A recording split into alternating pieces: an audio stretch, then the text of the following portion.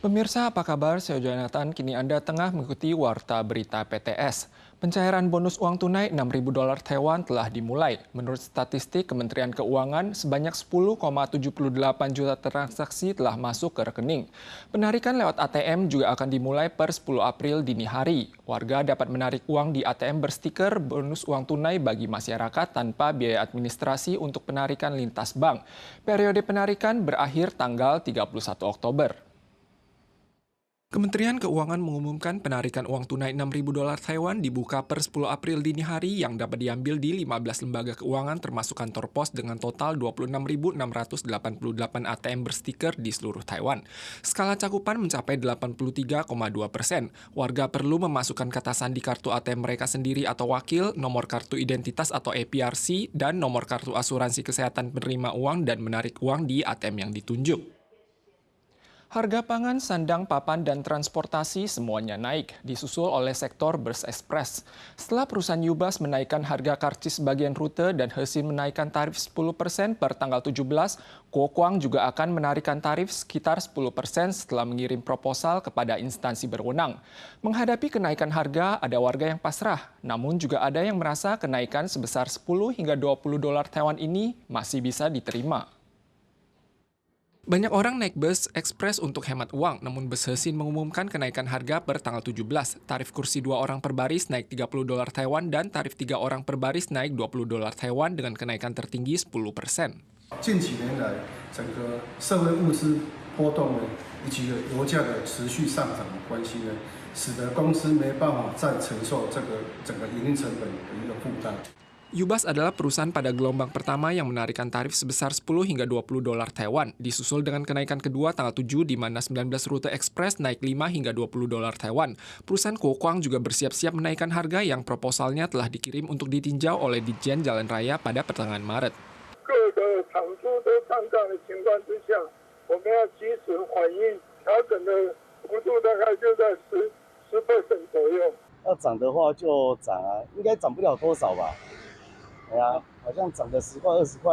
Tak dapat menanggung tekanan biaya, operator bus ekspres hanya bisa mencerminkan lewat harga karcis. Ada orang yang merasa kenaikannya masih dalam kisaran yang dapat diterima.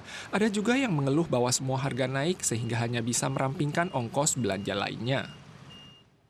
Ada banyak konser populer di Taiwan akhir-akhir ini. Calo pun berdatangan untuk menjual tiket.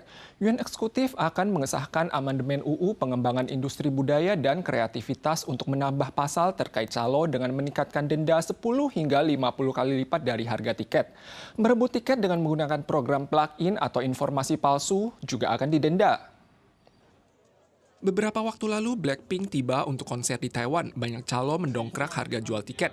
Situasi serupa kerap dijumpai. Misalnya saat membahas konser di Taiwan dalam siaran langsung November tahun lalu, Ketua Grup Super Junior menyampaikan bahwa awalnya hanya ada 2 konser, namun ditambah jadi 3 akibat maraknya calo. Tanggal 6, Yuan Eksekutif mengesahkan amandemen UU Pengembangan Industri Budaya dan Kreativitas untuk menjerat para calo. Kedepannya, bila ketahuan menjual kembali tiket dengan harga lebih tinggi, calo akan didenda 10 hingga 50 kali lipat dari harga tiket. Bila membeli tiket dalam jumlah besar dengan program plug-in atau sistem borong tiket, calo akan dijerat pidana di bawah 3 tahun atau denda di bawah $3 juta Taiwan. Presiden Tsai Ing-wen akan segera mengakhiri kunjungannya. Sebelum kembali ke Taiwan, ia berkata bahwa metode transit di Amerika sudah berlangsung lama. Ia berharap agar Tiongkok dapat menahan diri dan tidak bereaksi berlebihan. Ia juga percaya bahwa kebijakan luar negeri yang diterapkan adalah demi kepentingan Taiwan. Ia pun berharap presiden di masa depan, tidak peduli dari partai politik manapun, dapat melanjutkan misinya.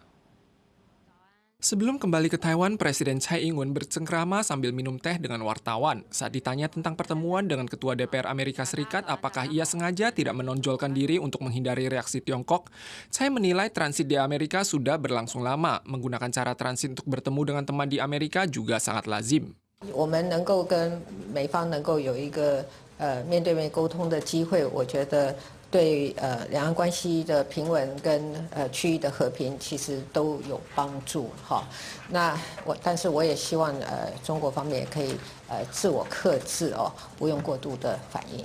Kalangan media juga peduli apakah misinya akan dilanjutkan bila jabatannya diambil alih oleh Wakil Presiden William Lai di masa depan. Saya menegaskan kebijakan luar negeri yang diprakarsainya adalah yang terbaik untuk Taiwan. 我觉得我现在做的应该是对台湾是最好的，那也希望未来的总统都可以能够延续。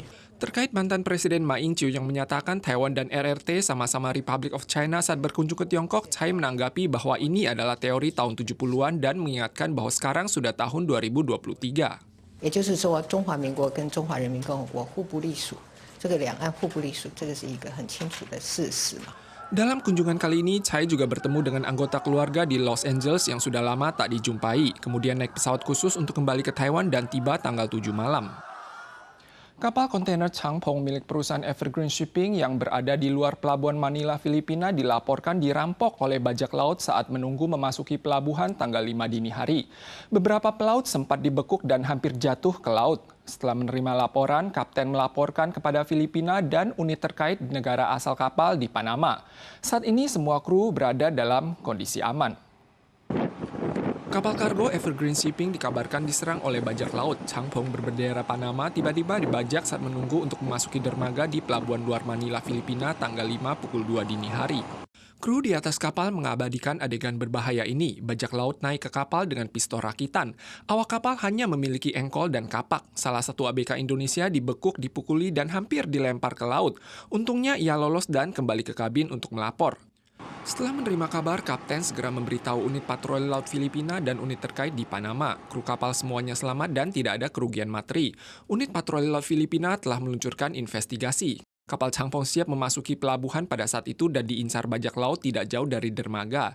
Isu keamanan maritim di Filipina ini pun menjadi sorotan umum. 因为那个应该还是在菲律宾的管辖范围内的，不是在公海。那公海的话有国际的公约去处理，菲律宾好像也有游击队啊等等之类。当然，他们的治安那个部分是让人家存疑的，他们的军方啊、警方等等，针对这一块也要去做积极的处理啊。 Kapal kargo Evergreen Shipping bukan cuma sekali diserang bajak laut. 6 tahun lalu kapal Changwei miliknya pernah diserang bajak laut Somalia. Bajak laut Somalia dulunya cukup merajalela dan telah dibekuk dalam beberapa tahun terakhir. Menurut statistik Organisasi Maritim Internasional, aktivitas pembajakan global tahun lalu berada pada level terendah sejak tahun 2008. Para pemirsa sekalian, sekian Warta Berita PTS. Berikutnya, mari kita saksikan salju bulan April di Serbia. Kita soal lagi di lain kesempatan. Sampai jumpa.